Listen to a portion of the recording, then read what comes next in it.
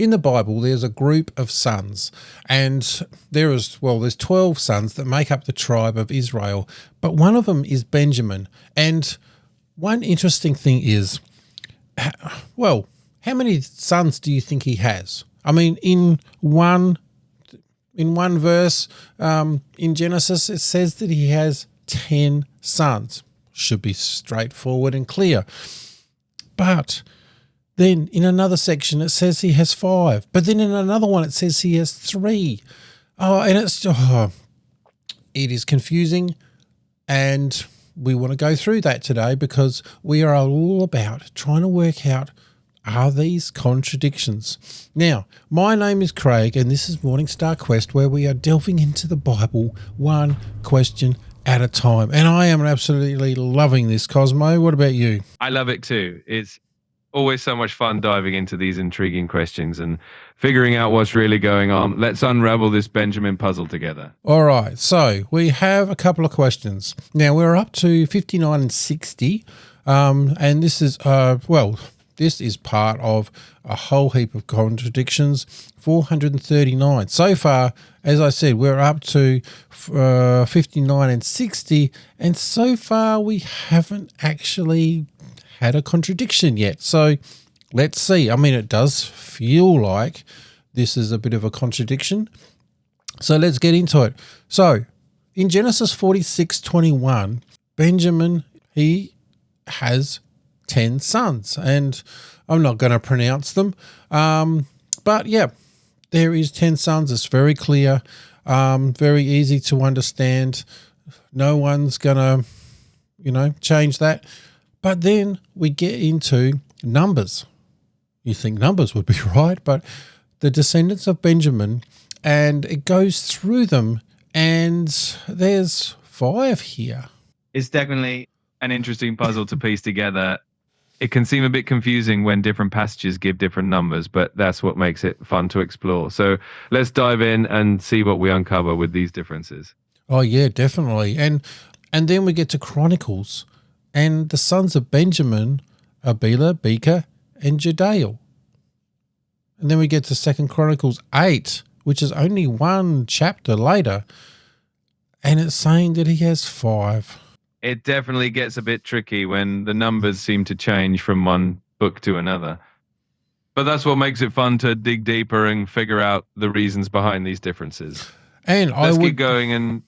And there's also the descendants of Bela, who is one of the sons, has Ard and Naaman. And if we go back to here, we've got Naaman. And we've got Ard down over here. And the next part of this is really, we got who were the sons of Benjamin, but then were Naaman and Ard the sons or grandsons of Benjamin. Both of these two I have put together because they basically are the same question. I think it's such a fun puzzle to explore. It's interesting how sometimes the same individuals can be referred to differently in different passages, and it really gives us a chance to dig into the culture and historical context. Let's see what we uncover as we piece it all together. All right, well, let's start with, if we go to Genesis. Now, let's just call this year 0 or year dot. And we have the sons of Benjamin, and we have 10 of them. Perfect. So starting from Genesis, we'll keep that as our baseline with the 10 sons. And then as we move forward through the other books, we can see how the numbers shift and try to figure out why. This is going to be a fun little journey through the timeline. It is really, isn't it? So then we got Numbers 26, and it says that the descendants of Benjamin by their clans were through Bela, the Belite clan. I'll just go through the first name, Bela, and then we have Ashbel, and then we have Hiram, Suppam, and then we have Huppam.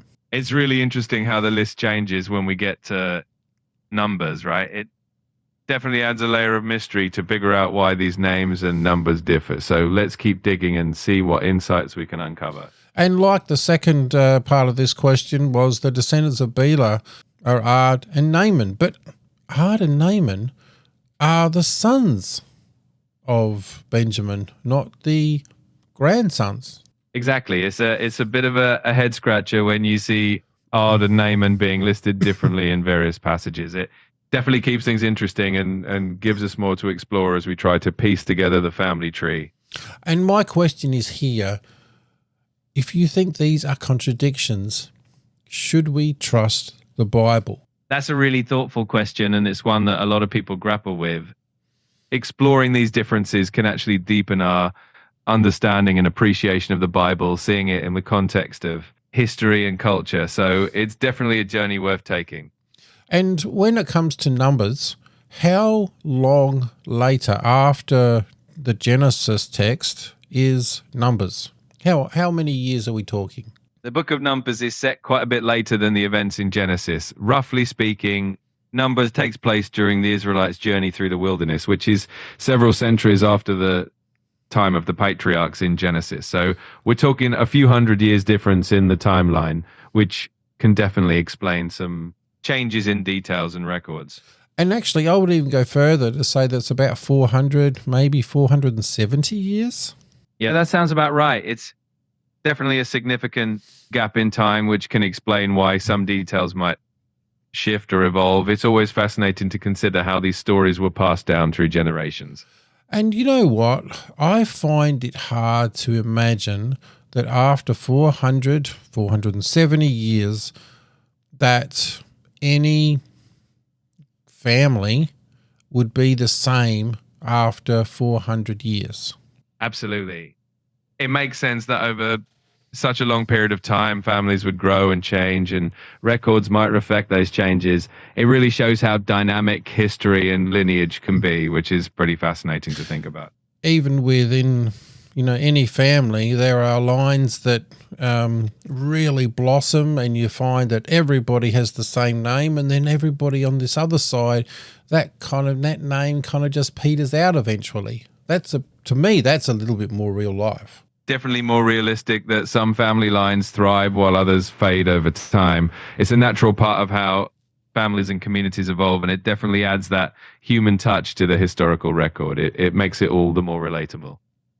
Well, yeah, and the other thing is, especially in Jewish culture, but even modern way of thinking, is that some families somehow just seem to be not necessarily more important, but they seem to, if anybody is looking back, they seem to stand out a lot more.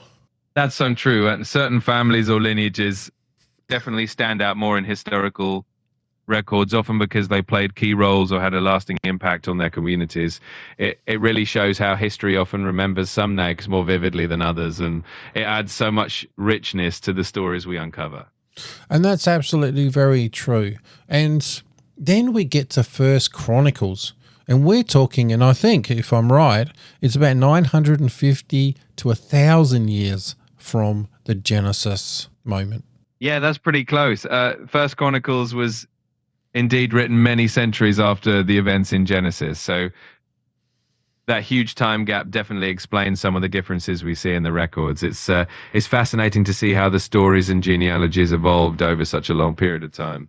And here's the thing. The first one is Joseph, who is in Egypt, and the family first come to Egypt. They find haven there because there is a drought on. And then they stay there for 400 years. And then after that, Moses takes them out into the desert, and that's where we find the, which one is it now? Let me get it to the Numbers. That's where we get the 5 and, descendants of Bela through Ard and Naaman. There could be quite a lot of reasons why. It could be the fact that the original Ard and Naaman, they died. And so Bela thought, well, you know what, I'm going to name my sons after these people. And those sons, they become quite a large part of the family group. So there's lots of reasons why. But one of the reasons is that they didn't get it wrong. They're just reporting what they see at that time. And then we jump, to Chronicles, and this is where the Israelites have been not just gone to the promised land, but they've been ejected out of the promised land. Exactly. And each of these points in time reflects a different stage in their history and journey. So the records naturally shift as well. It's all about capturing the reality of their world at each moment. And that's what makes it so rich and fascinating to explore. Exactly. And now, just in the last part here, the sons of Benjamin in Chronicles 7, Bela, Becher, and Jediel, and then in Chronicles 8, they are going through, we're talking about Bela as well, but they're talking about other sons.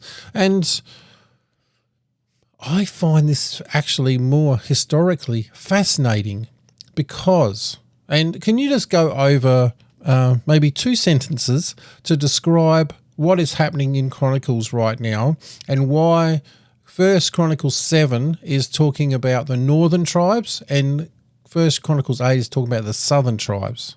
Sure. In First Chronicles 7, the focus is more on the northern tribes, which gives us a snapshot of their lineage and descendants. By the time we get to First Chronicles 8, the spotlight shifts to the southern tribes, particularly Benjamin, giving us a richer, more detailed picture of their family lines and how they evolved over time.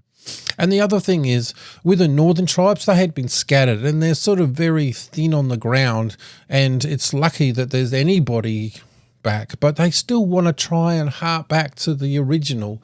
And they kind of, in the northern, they can find at least 3 tribes that they can link back, and it's probably amazing that they can even do that. Whereas the southern tribe, they had a different experience. They were taken off by the Babylonians as opposed to the Assyrians. Long story, but at least they were kept in a like a tribal group while they were in exile, so that when they came back, they did have some heritage, but it was still pretty scattered. So to have 5 in the south and 3 in the north, it was a bit of a task, but they had it. Absolutely. It really shows the resilience and determination of these tribes to preserve their heritage and lineage, even after being scattered and going through so much upheaval. It's amazing how they managed to keep those connections alive, and it definitely added a layer of depth to their story. And I just think it's absolutely fascinating. But the biggest thing is this is not a contradiction. I mean, it might be a messy family. It might be that over 400 years, they're still trying to keep people together, but not doing so well. And then after 1,000 years and then being in exile, and 1,000 years is a long time to try and keep 10 tribes together, and who knows what happens to them. And they're scattered and all sorts of things, and they're just clinging on with tooth and nail just to try and keep their heritage, and this is all they've got left. So no, this is not a contradiction. And I'm going to ask you a question, if you're listening to this, that how do you think this would be if this was a contradiction? I kind of feel like, I don't know, I feel like it would be a contradiction if they were all the same the whole way through, and it would be like, well, I'm just making this up.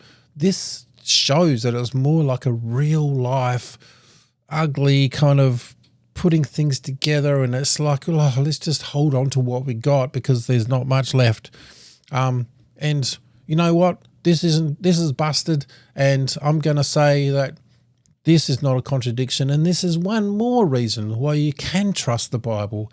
And if you want another reason why you can trust the Bible, then click on that video, because I go through another contradiction. Well, is it? Maybe it is, maybe it isn't.